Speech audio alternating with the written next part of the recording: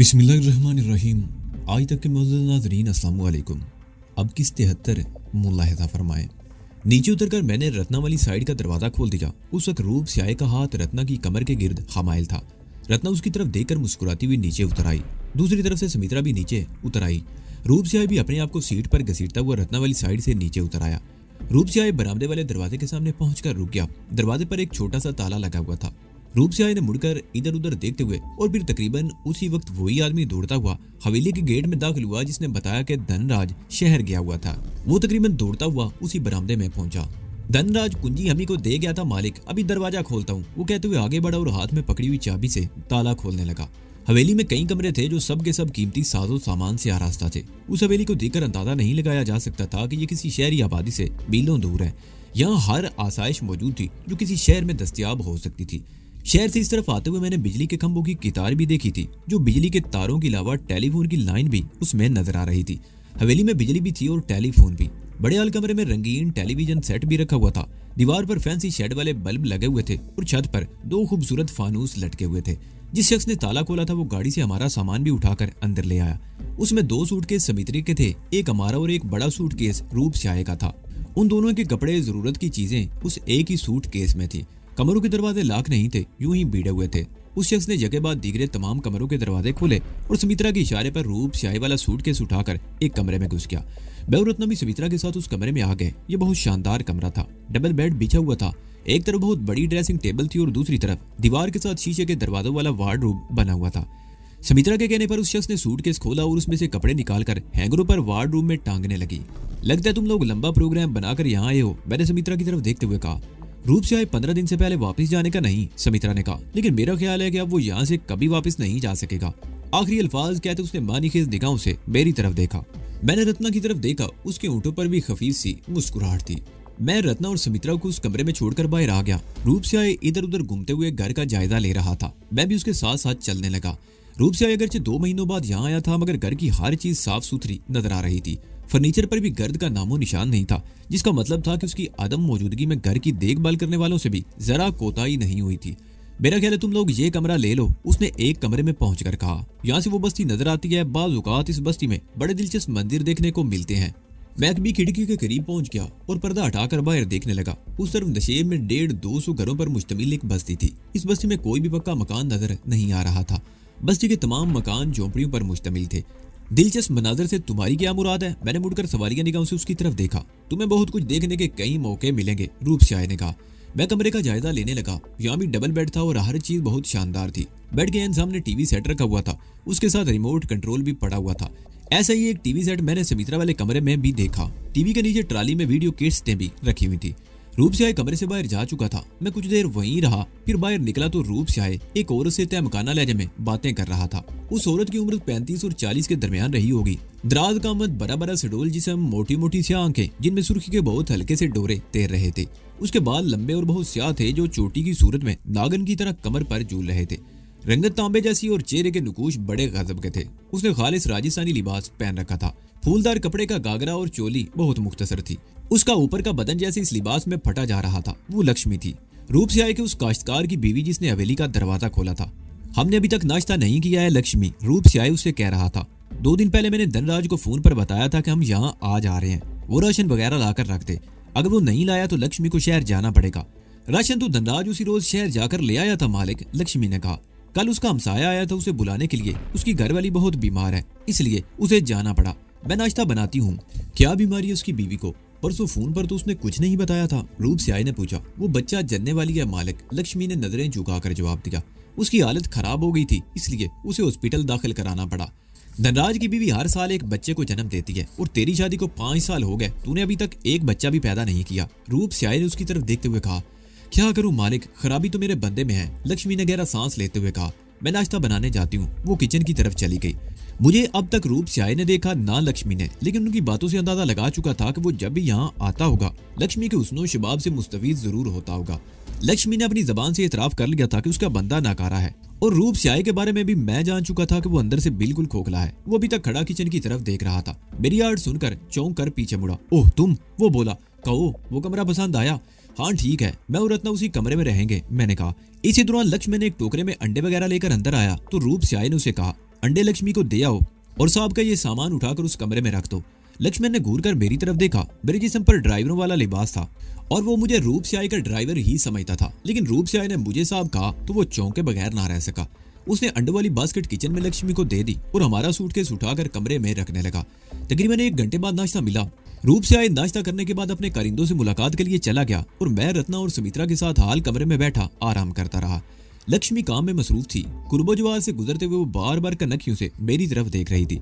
उसे भी शायद इस बात पर हैरत थी कि एक ड्राइवर ने मालिक के साथ मेज पर बैठकर नाश्ता क्यों किया था और मेरे लिए हवेली के अंदर रहने का एहतमाम क्यों किया गया था।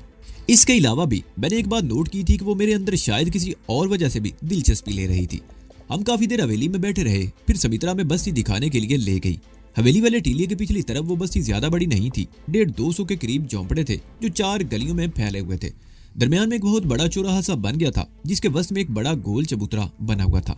इस बस्ती के मर्द खूबरू नहीं थे, इनकी रंगत भी स्याही माइल थी, जबकि तांबे की रंगत में औरतें हसीन और पुरकशिश थी।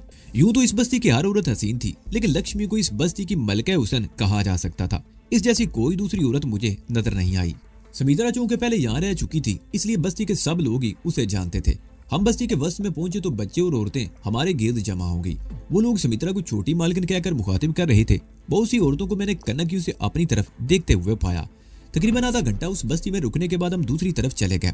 उस तरफ बस्ती से जरा हटकर एक ऊंचा चबूतरा था जिस पर 12 दरी सी बनी हुई थी। ये इस बस्ती का मंदिर था जिस पर पीतल की घंटियां लटकी हुई थी और सामने एक चबूतरे पर काली देवी की मूर्ति रखी हुई थी जिसके सामने फूल, नारियल और इसी किस्म की चीजें बिखरी हुई थी। बस्ती के 2 आदमी हमारे साथ आए। उनमें एक मंदिर का पुजारी। उनका ख्याल था कि हम मंदिर में जाकर कुछ चढ़ावा चढ़ाएंगे, लेकिन उसे यह देखकर बड़ी मायूसी हुई कि हम मंदिर के करीब से एक पगडंडी पर आगे खेतों की तरफ निकल गए। हम अपने पीछे मंदिर की घंटियों की आवाज सुनते रहे। आखिरकार सुमित्रा एक जगह रुक गई। उस तरफ एक कुशादा रास्ता था जो खेतों में बल खाता हुआ आगे कहीं निकल गया था। खेतों के उस पार बहुत दूर सुर्ख पहाड़ियां दिखाई दे रही थी। ये रास्ता आगे जाकर कोट पतली की तरफ आने वाली पक्की सड़क से जा मिलता है। सुमित्रा एक तरफ इशारा करते हुए बोली। वो पुख्ता सड़क एक छोटे कस्बे से होती हुई बजनू नामी बड़े कस्बे से जा मिलती है। वहां से हम छोरो सरदार शहर, हनुमानगढ़ और गंगानगर से होते हुए पंजाब में दाखिल होते हैं। तुम्हारा मंसूबा क्या है? मैंने उलझी हुई नजरों से उसकी तरफ देखा। मैं सारी जिंदगी तो रूप से आई की रखेल बनकर नहीं रह सकती। सुमित्रा ने एक बार फिर बात दोहराई जो कम से कम 2 मरतबा पहले भी कह चुकी थी। इन दौलतमंदों का कोई भरोसा नहीं। आज ये मुझ पर फिदा है तो कल इसे कोई और पसंद आ जाएगी। मैं इसके दिल से उतर गई तो मेरा पुरसान हाल कोई नहीं होगा। इत्तफाक से तुम लोग मुझे मिल गए, इसलिए मैं चाहती हूँ कि इस मौके से फायदा उठाऊं और तुम लोगों के साथ ही निकल जाऊं। जब तक मैं उसे उसकी मर्जी के मुताबिक खुश रखे हुए हूँ ये मुझे कहीं जाने की इजाजत नहीं देगा। सुमित्रा ने कहा। राणा रणबीर सिंह के कत्ल के बाद शहर में तुम लोगों के लिए खतरा बढ़ गया था। पुलिस ने रूप से आए के बंगले का रास्ता भी देख लिया। पुलिस के बार बार वहां आने से मैं भी उनकी नजरों में आ सकती थी। हो सकता है कोई मेरे बारे में कुछ जानता हो। जब मैं किसी किस्म का शुबा होने की वजह से कुछ पूछताछ की जाती, इसलिए मैंने ही रूप से आए को यहाँ आने का मशवरा दिया और इसे भी आमादा कर लिया। अगरचे पुलिस राणा के कत्ल की तहकीकात के सिलसिले में यहाँ भी आ सकती है, लेकिन यहाँ हम किसी कदर महफूज हैं और फिर वैसे भी हमें यहाँ ज्यादा दिन तो रहना नहीं है। तुम्हारा मंसूबा क्या है? मैंने एक बार फिर सवालिया निगाहों से उसकी तरफ देखा। क्या रूप से आए को कत्ल करके यहाँ से भाग निकले? हाँ, सुमित्रा ने इस बात में सर हिलाया। किसी को मौत के घाट उतारना हम में से किसी के लिए नई और अनोखी बात नहीं होगी, लेकिन इस बस्ती में इसे कत्ल करना खतरे से खाली भी नहीं होगा। फिर मैंने सवालिया निगाहों से उसकी तरफ देखा। यहाँ से तकरीबन 1 मील आगे एक वीरान कुआं है। सुमित्रा ने सामने इशारा करते हुए कहा। हम किसी बहाने रूप शाही को उस तरफ ले जाएंगे और उसे कुएं में धक्का दे देंगे। क्या ये इतना आसान होगा? मैंने उलझी हुई नजरों से उसकी तरफ देखा। वापसी पर रूप स्याही को हमारे साथ ना पाकर बस्ती वालों को हम पर शुबा हो जाएगा। तुम्हारी अकल घास चरने गई है क्या? सुमित्रा ने मुझे घूरा, फिर रत्ना की तरफ देखते हुए बोली। दीदी, तुम इतने अरसे से इसके साथ रह रही हो, क्या कर दिया इसे? इसका वो सारा जोश और खरोश और तेजी तरारी कहाँ रह गई? रत्ना ने फौरी तौर पर जवाब देने की बजाय हल्का सा कहका लगाया। ये अब भी उतना तेज तरार और पुरजोश है जितना पहले था। उसने अपनी हंसी पर काबू पाते हुए कहा। लेकिन तुम अपनी बात तो बताओ।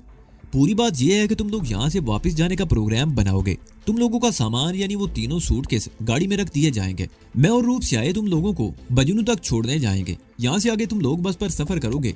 बजनू यहाँ से काफी दूर है और जाहिर है किसी को हमारी जल्द वापसी की तवक्को नहीं होगी। रूप से आए चंद घंटों तक वापस नहीं पहुंचेगा तो ये समझ लिया जाएगा कि हम बजनू में रुक गए हैं। अब मेरी बात समझ में आ गई थी। मैंने इधर उधर देखा। हमारे इतराफ में दूर तक खेतों में कोई नहीं था, इसलिए हम इत्मीनान से वहां एक पगडंडी पर दरख्त के नीचे बैठे प्रोग्राम बनाते रहे। दोपहर हो रही थी। हम खेतों में एक तवील चक्कर काटते हुए बस्ती की तरफ वापस आ गए। मुझे बड़ी शिद्दत की प्यास लग रही थी। मैंने बस्ती की एक औरत से पानी मांगा तो वो हिचकिचाहट का मुजाहरा करने लगी। मैंने दोबारा पानी के लिए कहा तो वो हिचकिचाते हुए बोली, महाराज हम नीची जाति के लोग हैं। मैं समझ गया ये नीच जात के लोग थे। ऊंची जात के लोगों को भगवान का अवतार समझते थे। मुझे राजस्थान में रहते हुए कई महीने गुजर चुके थे। यहाँ हिंदुस्तान में जात पात का जो चक्कर देखने में आया था, इसकी मिसाल दुनिया में नहीं मिलती थी। यूं तो इन्हें घटिया तरीन लोग समझा जाता था। किसी ब्राह्मण को उनकी हवा भी छू जाए तो वो नापाक हो जाता था, लेकिन दूसरी तरफ मुख्तलिफ तरीकों से इनका खून चूसा जाता था। मैं बहुत से वाकयात का चश्मदीद गवाह था। मलीच और निचली जात की औरतों को ये ब्राह्मण अपनी अवज का निशाना तो बनाते थे, मगर आम जिंदगी में इन्हें इंसान का दर्जा देने को भी तैयार नहीं थे। रूप स्याही के बारे में मैं पूरे वसूख से कह सकता था कि इस जैसे हवसप्रस्त शख्स ने बस्ती की किसी जवान औरत को माफ नहीं किया होगा। ये अलग बात थी कि उसके अपने पास भी कुछ नहीं रहा था, मगर वो हसीन और जवान औरतों को नजरअंदाज भी नहीं कर सकता था। बस्ती के लोग मुझे भी रूप स्याही की जात का हिस्सा समझते थे, इसलिए वो औरत भी मुझे अपने घर का पानी पिलाने को तैयार न थी और उसने नायत वाज़ेह तौर पर कह दिया था कि वो नीची जात के लोग हैं। मैंने उसकी बात को नजरअंदाज करते हुए इधर उधर देखा। एक झोंपड़े के साथ नीम के दरख्त के नीचे गड़ूची पर पानी का एक मटका रखा हुआ था, जिस पर एल्यूमिनियम का एक मैला सा गिलास भी ऊंधा पड़ा हुआ था। मैंने आगे बढ़कर मटने का ढकना उठाकर गिलास पानी से भरा और वहीं खड़े खड़े घटाघट पी गया। सब लोग हैरत से मेरी तरफ देख रहे थे। हम काफी देर बांध की चारपाई पर बैठे बस्ती के लोगों से बातें करते रहे। इसी दौरान एक अधेड़ उम्र औरत हिम्मत करके चाय बना लाई। उसने हिचकिचाते हुए चाय से भरे मट्टी के प्याले हमारी तरफ बढ़ा दिए तो सबसे पहले मैंने एक प्याला ले लिया। रत्ना और सुमित्रा ने भी किसी झिझक का मुजाहिरा किए बगैर एक एक प्याला ले लिया। बस्ती से वापस आते हुए मेरी नजरें हवेली की तरफ उठ गई। छत पर डिश एंटीना देखकर मैं चौंके बगैर न रह सका, लेकिन मेरे ख्याल में इसमें हैरत की कोई बात न थी। शहर से 20 मील दूर बिजली और टेलीफोन की लाइन लाई जा सकती थी, तो डिश एंटीना लगाना कोई बड़ी बात न थी। रूप स्याही अभी तक हवेली में वापस नहीं आया था। लक्ष्मी किचन में दोपहर के खाने की तैयारी में मसरूफ थी। उसने हमसे पूछे बगैर चाय बनाकर हमारे सामने रख दी और जब वो मेरे सामने कप रखने के लिए झुकी तो उसने मेरी तरफ देखकर मुस्कुरा दिया। दोपहर का खाना हमने 2 बजे के करीब खाया। रूप स्याही भी हमारे साथ था। खाने के बाद मुझ पर तो थकन तारी हो गई। मैं अपने कमरे में आकर लेटा तो आंखें बंद हो गई। सोकर उठा तो शाम के 6 बजे थे। रत्ना कमरे में मौजूद नहीं थी। मैं बेड से उठकर नंगे पैर चलता हुआ बाहर आ गया। हाल कमरे में रत्ना और रूप स्याही बैठे ताश खेल रहे थे। रत्ना की साड़ी का पल्लू नीचे गिरा हुआ था और वो कदरे आगे को झुकी हुई थी। रूप स्याही की नजरें बार बार उस तरफ उठ रही थी। मैंने सुमित्रा के कमरे में जाकर देखा तो वो बेड पर आड़ी तिरछी पड़ी सो रही थी और मेरा ख्याल है रूप स्याही इस मौके से फायदा उठाने की कोशिश में था। मुझे देखकर रत्ना के होंठों पर खफीफ सी मुस्कुराहट आ गई। उसने साड़ी का पल्लू अपने कंधे पर डाल दिया। रूप स्याही ने मुझे देखकर पत्ते फेंक दिए। बस भाई, अब तो बोरियत होने लगी है। मैं दिल ही दिल में मुस्कुरा दिया। मैं आ गया तो उसे बोरियत महसूस होनी ही चाहिए थी। तुम लोग बैठो भाई, मैं जरा बाहर का एक चक्कर लगा कर आता हूँ, वो अपनी जगह से उठते हुए बोला। और हाँ, आज पूनम की रात है। बस्ती वाले हर पूनम की रात को जश्न मनाते हैं। मुखिया ने तुम लोगों को बुलाया है, जरूर चलेंगे, मैंने जवाब दिया। रूप स्याही के जाने के बाद मैं रत्ना के सामने बैठ गया। ये क्या ड्रामा हो रहा था, मैंने उसे घूरते हुए कहा। वो बुढ़ा मुझ पर रेशा खत्म ही हो रहा है, रत्ना ने मुस्कुराते हुए कहा। सुमित्रा ने ठीक ही कहा था, वो अब उसके दिल से उतर रही है।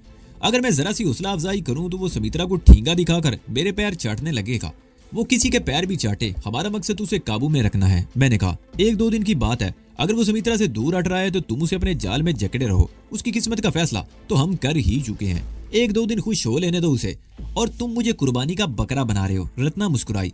बकरा नहीं, बकरी कहो, मैंने भी मुस्कुराते हुए कहा, क्योंकि तुम्हारी जिन्स अभी नहीं बदली। इसी दौरान सुमित्रा भी वहां आ गई। रत्ना मदे ले लेकर उसे रूप स्याही के बारे में बताने लगी। वो भी मुस्कुराए बगैर ना रह सकी। अब मुझे उसकी परवाह नहीं कि वो किसके कदमों पर झुकता है। उसने कहा, जब मैं अकेली थी तो मुझे ये खौफ रहता था कि मुझसे पनाह का ये सारा भी छीन ना लिया जाए। अब मुझे उसकी जरा भी परवाह नहीं। हम देर तक रूप स्याही के बारे में बातें करते रहे और फिर उसे अंदर दाखिल होते देखकर हमने मौजू बदल दिया। सुमित्रा को हम बस्ती में पूनम की रात जश्न के बारे में बता चुके थे। वो बात बदलते हुए बोली, पूरे चांद की रात का ये जश्न बड़ा दिलचस्प होता है। वो कह रही थी, रक्सो सुरूर की महफिल पो फुटने तक जारी रहती है। तुम ये जश्न देखकर हैरान रह जाओगे। हाँ, ऐसा डांस तो तुमने कभी नहीं देखा होगा, रूप स्याही ने कहा। और फिर उस रात खाने के बाद हम बस्ती में पहुंच गए। मुझे ये जानकर हैरत हुई कि रूप स्याही की हवेली में तो टेलीफोन भी था और बिजली भी, लेकिन बस्ती में बिजली नहीं थी। झोंपड़ों में कैरोसिन लैंप चल रहे थे। कई झोंपड़ियों के सामने भी जलती हुई लालटेनें रखी हुई थी। बस्ती चौक के चबूतरे पर मछलें रोशन थी। उन मछलों में शायद किसी जानवर की चर्बी इस्तेमाल की जा रही थी। फिजा में हल्की सी बू फैली हुई थी। चबूतरे के सामने चारपाइयां डालकर बैठने की जगह बना ली गई।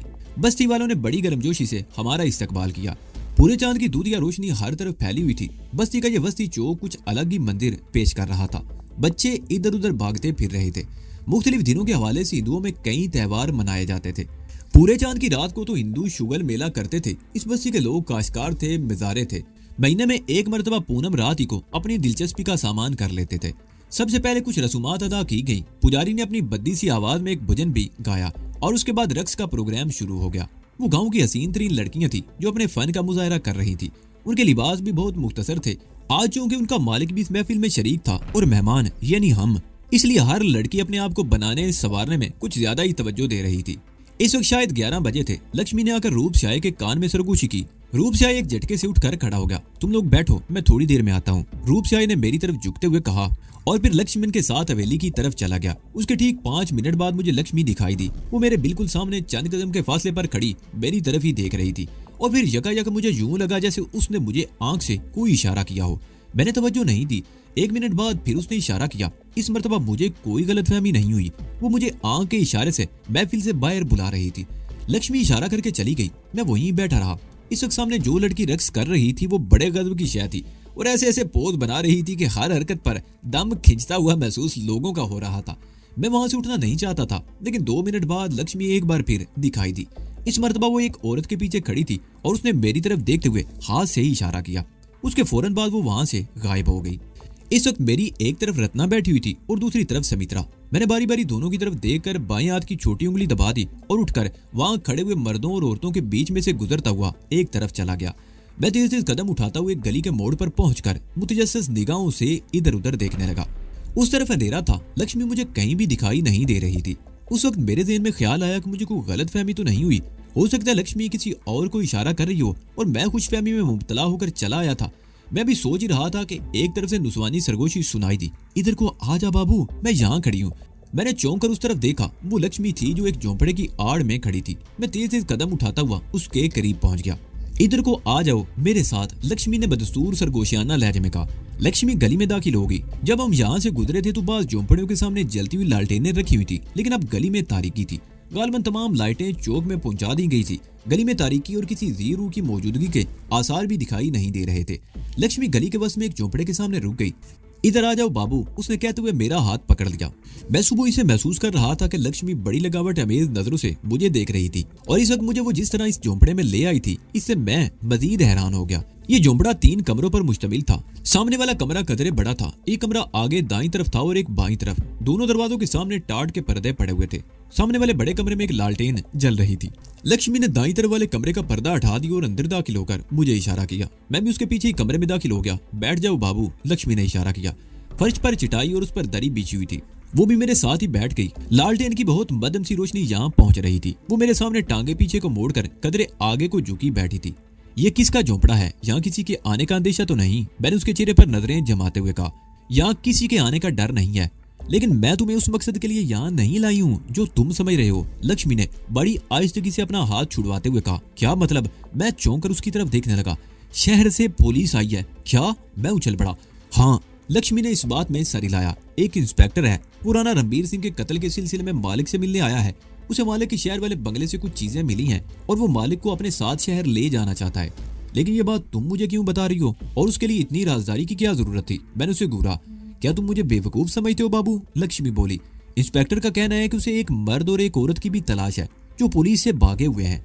वो चंद लम्हों को खामोश हुई, फिर बोली, सुमित्रा देवी पहले भी यहाँ आ चुकी हैं। तुम और रत्ना देवी मालिक के साथ पहली मर्तबा आए हो।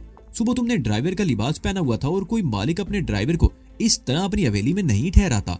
तुम्हारे साथ उसका रवैया भी बहुत मुख्तलिफ है। और फिर तुम्हारी पत्नी, उसने खामोश होकर मेरी तरफ देखा और बात जारी रखते हुए बोली, वो आज दिन भर रूप स्याही के साथ ताश खेलती रही है, शर्त लगाकर। शर्त लगाकर? मैं चौंक गया। क्या वो जुआ खेल रहे थे? बाजी पैसों की नहीं, किसी और चीज की थी। खुलकर बात करो, मैंने उसे घूरा। उनमें शर्त लगी हुई थी कि जो बाजी हारेगा वो जीतने वाले को किस देगा। उनमें 3 बाजियां हुई और तीनों बार तुम्हारी पत्नी हारी। लक्ष्मी की नजरें बदसूर मेरे चेहरे पर मरकूज थी। क्या वो वाकई तेरी पत्नी है? ताश की शर्त वाली बात मेरे लिए एक दिलचस्प इंकिशाफ था। रत्ना उसे इस तरह काबू में रखने की कोशिश कर रही थी। क्या वो वाकई तुम्हारी पत्नी है? लक्ष्मी ने अपना सवाल दोहराया। नहीं, मैंने साफ गोई से काम लिया। हम दोनों दोस्त हैं। और वो मर्द और औरत जिनकी पुलिस को तलाश है? उसने सवालिया निगाहों से मेरी तरफ देखा। बाजी है लक्ष्मी, मैंने जवाब दिया। मैं और रत्ना पढ़े लिखे हैं, मगर हमें कहीं नौकरी नहीं मिली। रत्ना को कहीं नौकरी भी मिली तो उसे माले गनीमत समझकर उसकी इज्जत पर हाथ डालने की कोशिश की गई। ऐसे एक मौके पर मेरी उससे मुलाकात हो गई। मैंने उसे एक सेठ की अवध का शिकार होने से बचाया था। हमारी दोस्ती हो गई। हम दोनों नौकरी के लिए मारे मारे फिरते रहे और फिर हमने रोटी कमाने का वो तरीका अपनाया जो अगरचे काबिले तारीफ नहीं, लेकिन इसके बगैर कुछ चारा नहीं था। कैसा तरीका? लक्ष्मी ने पूछा। रत्ना को तो तुम देख ही चुकी हो, कितनी हसीन है। मैंने कहा। मर्द उसे देखते ही ठंडी आहें भरने लगते हैं। मैंने सोचा क्यों ना रत्ना के हुस्न शबाब से फायदा उठाया जाए, इसलिए मैं चंद लम्हों को खामोश हुआ, फिर बात जारी रखते हुए बोला, हम मुख्तलिफ शहरों में घूमते रहते हैं। रत्ना हवसप्रस्त लोगों को फांसती है, हम उनकी जेबें खाली करवा के आगे निकल जाते हैं। तुम हमें फरेबी और धोखेबाज कह सकती हो, लेकिन हमने कभी कोई संगीन जुर्म नहीं किया। मैं जानता हूँ किसी को धोखा देना भी एक जुर्म है, मगर हमने कभी किसी को मजबूर नहीं किया। लोग खुद ही रत्ना के हुस्न के जाल में फंस जाते हैं, तो इसमें हमारा क्या कसूर? पुलिस इसे जुर्म समझती है और इसलिए हमें तलाश किया जा रहा है। मैं खामोश होकर लक्ष्मी की तरफ देखता रहा। मुझे यकीन था कि उसे मेरी इस कहानी पर यकीन नहीं आया था। मैं उसे सीधी सादी देहाती औरत समझा था, लेकिन वो बहुत चालाक साबित हुई। उसने एक ही दिन में हमारे बारे में बहुत सही राय कायम कर ली थी। अगर पुलिस इंस्पेक्टर यहाँ ना आता तो वो शायद कुछ मुगालते में रहती, लेकिन इंस्पेक्टर की आमद ने गड़बड़ कर दी और मुझे इस मामले को संभालना पड़ा। वो उलझी हुई नजरों से मेरी तरफ देख रही थी। मैंने एक बार फिर उसका हाथ पकड़ लिया और उसे होले होले सहलाने लगा। इस मर्तबा उसने हाथ नहीं छुड़ाया था। मैं ये जान चुका था कि उसकी शादी को 5 साल हो चुके हैं। वो अपने मर्द को भी नकारा करार दे चुकी थी। अगर वो रूप स्याही के हत्थे भी चढ़ी होगी तो प्यासी ही रही होगी। मैं ऐसी औरतों की नफ्सियात से वाकिफ था। मेरी कहानी का उसने यकीन किया था या नहीं, मगर मेरे हाथों ने अपना काम कर दिखाया। उसकी आंखों में सुर्खी के डोरे तैर गए और सांस बेरब्त होने लगी। मुझे ज्यादा मेहनत नहीं करनी पड़ी। लक्ष्मी बेसुध सी मेरी आगोश में पड़ी थी। बाहर वाले कमरे में कदमों की आवाज सुनकर मैं चौंक गया। इससे पहले कि हम दोनों में से कोई संभलता, एक औरत कमरे में दाखिल हुई और हम दोनों सुन होकर रह गए। वो औरत दोनों हाथ कमर पर रखते हुए घुर्राई। तो ये गुल खिलाए जा रहे हैं यहाँ। मैं भी सबको बुला कर लाती हूँ और दिखाती हूँ तुम्हारे करतूत। वो औरत जैसी मुड़ी, लक्ष्मी ने लपक कर उसे पकड़ लिया। नहीं रंजना, वो मिन्नत भरे लहजे में बोली, तुम किसी को कुछ नहीं बताओगी। मैंने इस बाबू को किसी और काम से यहाँ बुलाया था, लेकिन जज्बात में बहकर ये गलती हो गई हमसे। अगर तुमने किसी को बताया तो मैं पूरी बस्ती में बदनाम हो जाऊंगी। अरे पहले तुम्हारी कौन सी नेक नामी है? रंजना तनकर बोली। सारे बस्ती वाले जानते हैं कि तुम मालिक के साथ उसके बिस्तर पर सोती है। वो तेरा खसम लक्ष्मण ही है जिसने आंखें बंद कर रखी हैं। बस्ती वाले तो सब भी जानते हैं। वो चंद लम्हों को खामोश हुई, फिर बोली, इसलिए तुमने मेरे घर का दरवाजा खुला रखवाया था। अरे फटकार हो तुझ पर। आज ही तो ये मेहमान आया है और तुमने इसे फांस लिया। नहीं, मैं खामोश नहीं रह सकती। मैं अभी सबको बुलाती हूँ। ठीक है, जा, तू सबको बुला ला, लेकिन तुम्हें यह भी सब बताना होगा कि कल दोपहर लालू प्रसाद के साथ उसके घर में क्या कर रही थी। तुम नहीं बताओगी तो सारा कच्चा चिट्टा खोल दूंगी। रंजना का चेहरा धुआं हो गया। उसकी अकड़ी हुई गर्दन एकदम ढीली पड़ गई। अरे मैं तो मजाक कर रही थी लक्ष्मी। रंजना के होंठों पर फीकी सी मुस्कुराहट आ गई। लेकिन सोच लो, मेरी जगह कोई और यहाँ आ जाता तो कितनी बेइज्जती होती तुम्हारी। वैसे तुम हो बहुत पुरकशिश। मालिक की इस मेहमान को आते ही फांस लिया तुमने। कहा ना, बस जरा सी गलती होगी। लक्ष्मी भी मुस्कुरा दी। उन दोनों को झोंपड़े में छोड़कर मैं बाहर निकल आया। मैं गली की दूसरी तरफ से होता हुआ बस्ती से बाहर निकल गया और तवील चक्कर काट कर रत्ना और सुमित्रा के पास आ गया, जो बड़ी दिलचस्पी से रक्स देख रही थी। रत्ना ने मुझे देखा तो उसकी आंखों में उलझन सी तैर गई। उसके बाद मैं ज्यादा देर तक वहां नहीं बैठ सका। मैंने रत्ना और सुमित्रा को इशारा किया और हम तीनों उठ गए। गांव को मुखिया और बस्ती के कुछ लोग हमें लालटेनों की रोशनी में बस्ती के बाहर तक छोड़ने आए थे। फिर एक शख्स हमारे साथ रह गया। वो लालटेन लिए हमारे आगे आगे चलता रहा। हवेली के करीब पहुंचकर वो भी वापस चला गया। मेरा ख्याल था कि वो पुलिस इंस्पेक्टर अभी तक हवेली में मौजूद होगा। मैं ये प्रोग्राम बनाकर बस्ती से वापस आया था कि सुमित्रा को अंदर भेज दूंगा और खुद रत्ना के साथ इधर उधर घूम फिर कर वक्त गुजारूंगा। लेकिन हवेली में ना तो पुलिस की जीप नजर आई और ना ही रूप स्याही की लैंड क्रूजर। लक्ष्मण बरामदे में बैठा हुआ था। हमें देखते ही उठकर खड़ा हो गया। रूप स्याही कहाँ है लक्ष्मण? मैंने करीब पहुंचकर पूछा। वो तो थानेदार के साथ शहर गए हुए हैं सरकार, सुबह वापस आवेंगे, लक्ष्मण ने कहा। मेरी भुएं सुकड़ गई। ये तो मुझे लक्ष्मी ने बताया था कि पुलिस इंस्पेक्टर रूप स्याही को साथ ले जाना चाहता है, लेकिन रूप स्याही हमें बताए बगैर चला गया था, जिसका मतलब था कि मामला कुछ ज्यादा ही संगीन था। हमारे वहां आने के तकरीबन आधे घंटे बाद लक्ष्मी भी आ गई। उसने दसदीदा निगाहों से मेरी तरफ देखा और फिर किचन में घुस गई। उसके पीछे लक्ष्मी भी किचन में चला गया। हम हाल कमरे में बैठे हुए थे। वो दोनों किचन में खुसर फुसर कर रहे थे। तकरीबन 20 मिनट बाद लक्ष्मी हमारे लिए चाय बनाकर ले आई। वो समझदार औरत थी और जानती थी कि घर आए हुए मेहमानों को किस वक्त किस चीज की जरूरत हो सकती है। हमारे सामने चाय रखते उसने एक बार फिर कनखियों से मेरी तरफ देखा और बाहर चली गई। लक्ष्मण किचन में बैठा चाय पी रहा था। तकरीबन 15 मिनट बाद वो भी बाहर आ गया। मैं बाहर बैठा हूँ सरकार। वो मेरी तरफ देखते हुए बोला, मेरी जरूरत हो तो आवाज दे लेवियो। मैंने सारी ला दी और खामोशी से चाय पीता रहा। मैं लक्ष्मी के बारे में सोच रहा था कि हम तो उसके लिए अजनबी थे, लेकिन उसे हमसे इतनी हमदर्दी क्यों हो गई थी और मुझे बड़ी महफिल से उठाकर हवेली में पुलिस इंस्पेक्टर की आमद के बारे में क्यों बताया था। चौपड़ में वो बड़े आराम से मेरे जाल में आ गई थी और जब हम रंगे हाथों पकड़े गए थे तो उसने रंजना नामी उस औरत को किसी लालू प्रसाद के नाम की धमकी देकर खामोश कर दिया था। 2 बज चुके थे। बस्ती की तरफ से मौसीकी और शोर की आवाज सुनाई दे रही थी। रक्सो मौसीकी का प्रोग्राम रात भर जारी रहने वाला था। रत्ना और सुमित्रा को यह पता चल गया कि यहाँ कोई पुलिस ऑफिसर आया था जो रूप स्याही को अपने साथ ले गया, लेकिन उन्हें अभी तक वो बात मालूम ना हो सकी जो लक्ष्मी ने मुझे बताई। 2 बजे के बाद सुमित्रा अपने कमरे में जाकर सो गई। उसके जाते ही रत्ना मेरी तरफ मुड़ गई और मुझे ऊपर से नीचे तक घूरते हुए बोली, बस्ती में मुझे तुम छोटी उंगली दिखाकर गए थे। वापसी में ज्यादा से ज्यादा 15 मिनट लगने चाहिए थे, मगर तुम पूरे 1 घंटा गायब रहे। कहाँ गए थे? लक्ष्मी के साथ एक झोंपड़े में, मैंने साफ गोई से काम लेते हुए जवाब दिया। मैंने उसे सब कुछ बताने का फैसला कर लिया था। क्या मतलब? रत्ना ने खा जाने वाली नजरों से मेरी तरफ देखा। लक्ष्मी ने मुझे इशारा करके बुलाया था, मैंने कहा। वो मुझे एक झोंपड़े में ले गई। चंद लम्हों को खामोश हुआ, फिर उसे लक्ष्मी से मालूम होने वाली बातों के बारे में आगाह करने लगा। आखिर में कह रहा था, इसे हम पर शुबा हो गया है कि हम वही हो सकते हैं जिन्हें मुल्क भर की पुलिस पूरी सरगर्मी से तलाश कर रही है। मैंने उसे अपने और तुम्हारे बारे में एक फर्जी कहानी सुना डाली थी, लेकिन मुझे यकीन है कि उसे मेरी कहानी पर यकीन नहीं आया और फिर उसकी जबान बंद रखने के लिए मुझे दूसरा तरीका इख्तियार करना पड़ा। तुम्हारी हालत देखकर ही मैं समझ रही हूँ कि तुमने कौन सा तरीका इख्तियार किया होगा, लेकिन वो इतनी आसानी से। बात दरअसल ये है, मैंने उसकी बात काट दी। मैं सुबह ही से महसूस कर रहा था कि वो कनकी से मेरी तरफ देख रही थी। उसकी वजह बिल्कुल वादे है। बात करते हुए मेरे होठों पर मुस्कुराहट आ गई। उसकी शादी को 5 साल हो चुके हैं। उसका शोहर बिल्कुल नाकारा है। मुझे देखकर शायद वो अपने आप पर काबू नहीं रख सकी थी, क्योंकि तुम गुलफाम हो ना कि हर खूबसूरत लड़की और औरत तुम्हें देखते ही रेशा खत्मी हो जाती है। रत्ना ने मुझे घूरा। अपने बारे में क्या ख्याल है? मैंने बदस्तूर मुस्कुराते हुए जवाब दिया। वैसे तुम भी किसी अप्सरा से कम नहीं हो। हम दोनों मिलजुल कर ही काम निकालते रहे हैं। कहीं तुम अपना काम दिखाती हो और कभी मुझे मौका मिल जाता है, और आज तो हम दोनों अपना अपना काम बड़ी खूबी से कर रहे हैं। दोनों से क्या मतलब है तुम्हारा? रत्ना ने मुझे घूरा। आज दिन में तुम रूप स्याही के साथ ताश खेल रही थी और तुम बार बार बाजी हारती रही। मैंने कहा, इस तरह तुमने शर्त हार कर 3 मरतबा उस बुड्ढे को किस करने का मौका दिया। ओह, रत्ना उछल पड़ी। ये बात तुम्हें लक्ष्मी ही ने बताई होगी। हाँ, मैंने इस बात में गर्दन हिलाई, लेकिन अब तुम उसकी गर्दन मत दबोच लेना। हमें सिर्फ 1 आध दिन यहाँ रहना है और लक्ष्मी हमारे काम आ सकती है। वैसे हमें यह भी पता नहीं कि हमें किस किस्म की सूरत का सामना करना पड़ेगा। अगर रूप स्याही के साथ पुलिस आ गई तो हमें यहाँ से भागने का मौका भी नहीं मिलेगा। रत्ना ने कहा, हमें जो कुछ भी करना होगा मौका महल के मुताबिक ही करना होगा। मैंने कहा, पुलिस रूप स्याही को राणा रणबीर सिंह के सिलसिले में लेकर गई है। उस पर कत्ल का शुबा तो नहीं किया जा सकता। मुमकिन है पुलिस वाले उससे कुछ मालूमात हासिल करना चाहते हो, लेकिन लक्ष्मी ने मफरूर औरत और मर्द वाली जो बात कही थी उससे मुझे उलझन हो रही है। अब जैसी भी सूरत हाल हो उसका सामना तो करना ही पड़ेगा। रत्ना ने कहा।